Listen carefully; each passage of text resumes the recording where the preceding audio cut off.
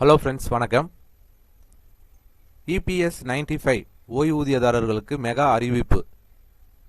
இனி 10,000 ரூபாய் பென்ஷன். அது பற்றின வீடியோவை முழுவதும் பார்க்கலாம். அதுக்கு முன்னாடி நம்ம சேனலை இது வரைக்கும் சப்ஸ்கிரைப் பண்ணலன்னா சப்ஸ்கிரைப் பண்ணி வச்சுக்கோங்க. அப்படியே பக்கத்தில் உள்ள பெல் பட்டனை மறக்காமல் ப்ரெஸ் பண்ணிக்கோங்க. வாங்க வீடியோக்குள்ளே போகலாம். இந்தியா முழுவதும் தற்போது ஒரு தேதி மட்டும்தான் பேசப்படுகிறது. பிப்ரவரி 1.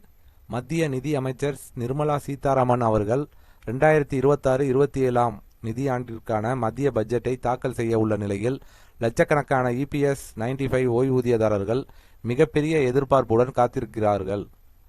இபிஎஸ் 95 திட்டம் என்றால் என்ன? தனியார் நிறுவனங்களில் பணிபுரியும் ஊழியர்களின் சம்பளத்தில் இருந்து பிடிக்கப்படும் பிஎஃப் தொகையில் நிறுவன பங்களிப்பின் ஒரு பகுதி எம்ப்ளாயிஸ் பென்ஷன் ஸ்கீம் 1995 என்ற ஓய்வூதிய திட்டத்திற்கு செல்கிறது. 10 ஆண்டுகள் பணி செய்தவர்கள் இந்த திட்டத்தின் கீழ் மாதாந்திர ஓய்வூதியம் பெற தகுதி பெறுகிறார்கள். தற்போதைய ஓய்வூதியம் மிகப்பெரிய சிக்கல். இந்த திட்டத்தின் கீழ் தற்போது வழங்கப்படும் குறைந்தபட்ச ஓய்வூதியம் வெறும் 1000 மட்டுமே. இன்றைய விலைவாசி ஏற்றம், மருத்துவ செலவுகள், அத்தியாவசிய பொருட்களின் விலை உயர்வு ஆகியவற்றை கருத்தில் கொண்டால் இந்த தொகை ஒரு நாளுக்கே போதாத நிலை ஏற்பட்டுள்ளது. ஓய்வூதியதாரர்களின் முக்கிய கோரிக்கைகள் என்ன? கடந்த 10 ஆண்டுகளுக்கும் மேலாக இபிஎஸ் 95 ஓய்வூதியதாரர்கள் தொடர்ந்து முன்வைத்து வரும் கோரிக்கைகள்: குறைந்தபட்ச ஓய்வூதியம் 7,500 இருந்து 10,000 உயர்த்த வேண்டும்.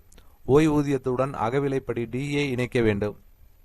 ஓய்வூதியதாரர்கள் மற்றும் குடும்பத்தினர்களுக்கு இலவச மருத்துவ வசதி வழங்க வேண்டும். பட்ஜெட்டில் இனிப்பான அறிவிப்பு வருமா? அரசு வட்டாரங்கள் மற்றும் பொருளாதார நிபுணர்களின் தகவலின்படி இந்த முறை பட்ஜெட்டில் இபிஎஸ் 95 ஓய்வூதிய உயர்வு குறித்து அறிவிப்பு வெளியாக வாய்ப்பு உள்ளது என கூறப்படுகிறது. சமீபத்தில் தொழிலாளர் நலத்துறை அமைச்சகத்துடன் நடைபெற்ற பேச்சுவார்த்தைகளும் இந்த நம்பிக்கையை அதிகரித்துள்ளன.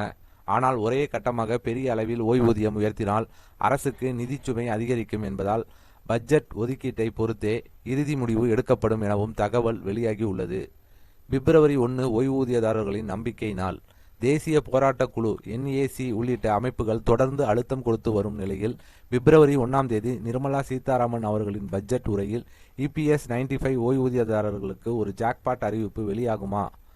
லட்சக்கணக்கான முதியவர்கள் இன்று நம்பிக்கையோடும் பிரார்த்தனையோடும் அந்த நாளை எதிர்நோக்கி காத்திருக்கிறார்கள். அதாவது இபிஎஸ் இந்த ஓய்வூதியம் 10,000 வழங்கப்படுமா அப்படிங்கிறது எல்லாரும் எதிர்பார்த்துட்டு இருக்காங்க. முக்கியமாக இந்த தனியார் துறையில் வேலை பார்த்துக்கிட்டு இருக்கிறவங்களுக்கு இதை எதிர்பார்த்துட்டு இருக்காங்க. இப்போ குறைந்தபட்ச ஊதியமாக 1,000 ரூபா தான் கொடுத்துட்ருக்காங்க. அது 10,000 வேணும் அப்படின்னு 10 வருஷமாக அவங்க கோரிக்கை வச்சுட்டு வராங்க. ஸோ அது கண்டிப்பாக நிறைவேறும் அப்படின்னு சொல்லப்படுகிறது, எதிர்பார்க்கப்படுகிறது. ஸோ கண்டிப்பாக இந்த வீடியோ உங்களுக்கு பயனுள்ளதாக இருக்கும்னு நினைக்கிறேன். இந்த வீடியோ உங்களுக்கு பிடிச்சிருந்துச்சுன்னா லைக் பண்ணுங்கள், கமெண்ட் செக்ஷனில் கமெண்ட் பண்ணுங்கள்.